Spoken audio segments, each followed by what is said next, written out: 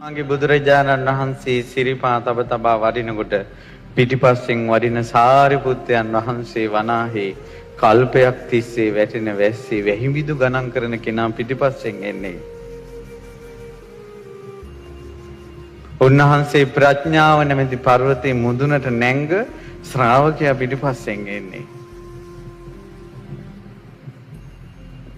බුදුරජාණන් වහන්සේ පිටිපස්සෙන් එන නීල වර්ණ ශරීරයේ ඇති උත්තමයන් තමයි ඉරහඳ අතගාන කෙනා. මේ මහ පොළොව අනිත් පැත්තට පෙරලා පෘථිවි රසය උඩට ගන්න පුළුවන් කෙනා. මුගලන් මහරහතන් වහන්සේ. බුදුරජාණන් වහන්සේ පිටිපස්සෙන් එන අනිත් ශ්‍රාවකයන් වහන්සේ තමයි. උන්වහන්සේ මේ අත් දෙක එකතු කරලා කාට හරි වැන්දොත් අපේ මහා කස්සපයන් වහන්සේ. කාට හරි අත් දෙක එකතු කරලා වැන්දොත් එයාගේ හිස ගැලවිලා වැටෙනවා. උන්වහන්සේගෙන් වැඳුම් ලබන්න ගුණවතෙක් නැහැ.